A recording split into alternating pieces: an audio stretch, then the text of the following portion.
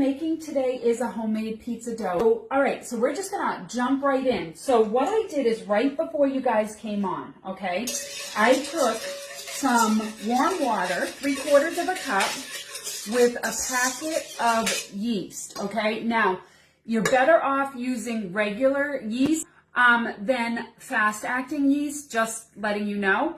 And then you just let that sit for about 5 minutes and it gets foamy. And as soon as it gets foamy, it's ready, okay?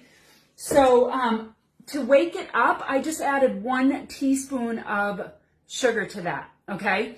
So just to get that yeast waking up, active and ready to go for us. All right. If your bowl is cold, run it through some hot water first, dry it out before you add your warm water and yeast, because nothing will cool down warm water quicker than a cold bowl. Okay. I have in here my yeast and my water. I'm going to add 3/4 of a teaspoon of salt. The beauty is you can make it any way that you like. So I'm going to add my rosemary herb mix, a tablespoon of it.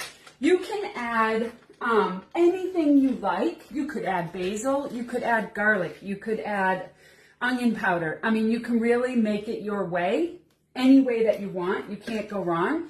And this just kind of makes it special every time you have it. It can be something different every single time. So then I'm going to add 2 cups of flour, you guys. Now, I am gluten-free. So gluten-free is much different to work with. You are so lucky if you can use regular flour.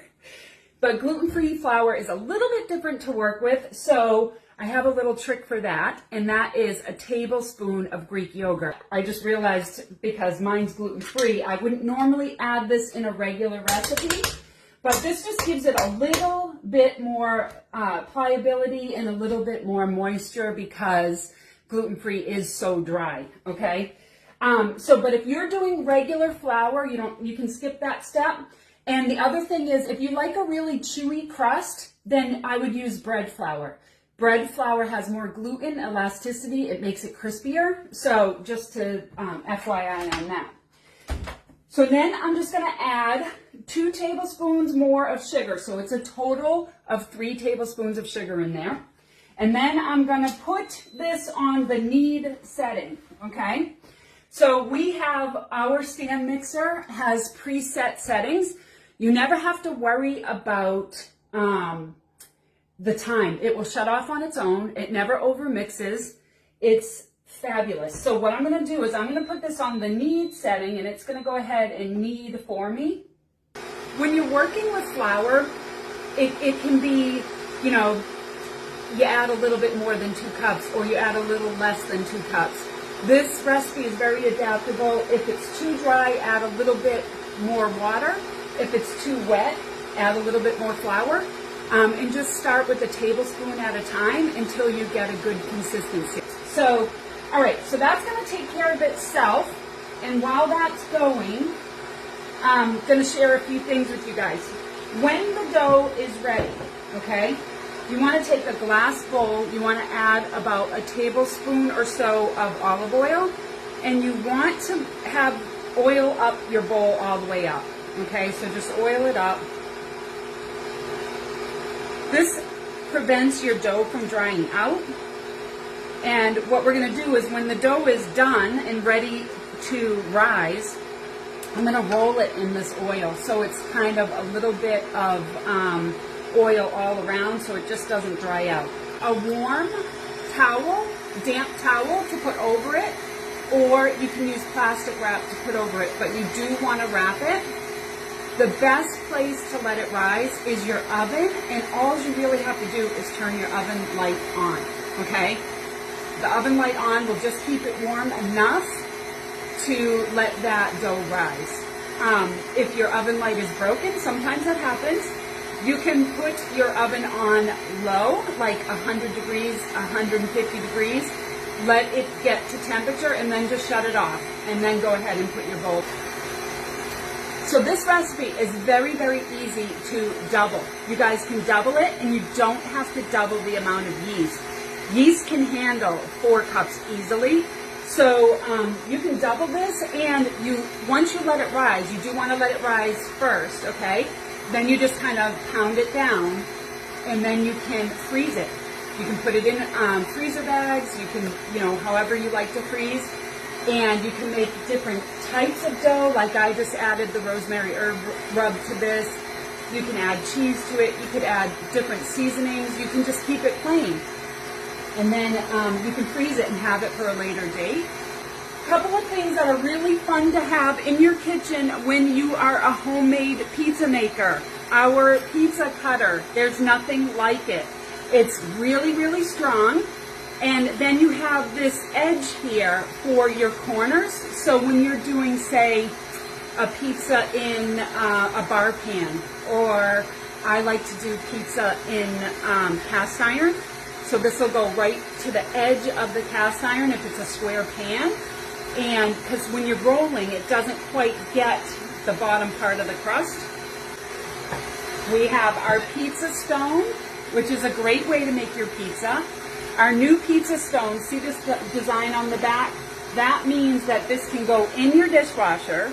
It's heat safe to 500 degrees, and you can preheat it. And when you're doing pizza, it's really nice to preheat your stone because it gives it a nice crisp bottom. All the things that people didn't like about stoneware in the past was fixed with our new Stone Fusion stoneware. So as long as it has this design on the back, you can do all of those things, cook it at a really high temperature, preheat it, put it in the dishwasher. That's fantastic. I personally love to cook pizza on cast iron. I like to use this to make my pizza on the grill. And what I do, you guys, I get my grill super, super hot, okay? Super hot. Like as hot as it goes. You turn it on, you let it heat up till that needle is all the way on the bottom, like 700 and whatever degrees. And then when it's all the way heated, all that way, okay, you're going to put a little bit of oil on your cast iron and rub it out. And then you're going to pop it on there and let that cast iron heat up for a good 5 to 10 minutes before you're even going to think about putting your dough on. I like to use the pizza peel. I can put my pizza crust right on here, and then I can just push it onto my hot cast iron on the grill. And you just put a little bit of flour on this and it slides right off, super easy. Close the lid and it takes about 12 to 15 minutes. You just let it go. You keep it on that high temperature, you guys. And my dough's coming out really, really good. I thought I was going to have to add more water. This is why I like to wait. So if you don't have a stand mixer, you guys, you can hand knead. It would take about 4 minutes. So if you've never kneaded before, you take, I'm going to show you actually, just so you guys will know. Here's my dough. Now your dough is going to be sticky, so it's a little sticky like this is okay. If it looks watery, you have to add more flour, okay? If it's crumbly, you have to add more, if it's watery, add more flour. And if it's crumbly, add more water. That's what I truly meant. And to knead, you guys, I would flour this, and you would pop your ball down, and to knead, you will push away, fold it back, push away, fold it back, push away, fold it back, okay? And you do that for about 4 minutes. So it definitely does take a lot longer if you don't have a stand mixer. But, yeah, you guys, I never thought I would ever use a stand mixer. I never used one a day in my life. And I got this one for free. I earned it with Pampered Chef. And I use it like almost daily. It's ridiculous. So, all right, so now my ball is ready. I actually really like the look of this. I'm going to keep it exactly how it is. And I'm going to oil it, like I said. So I'm rolling it in the oil. And then I'm going to cover this. So I'm actually going to cover it with saran wrap, and then I'm going to pop it in my oven. I already turned my oven light on. So this can sit until it doubles in size, okay? So that roughly takes about an hour.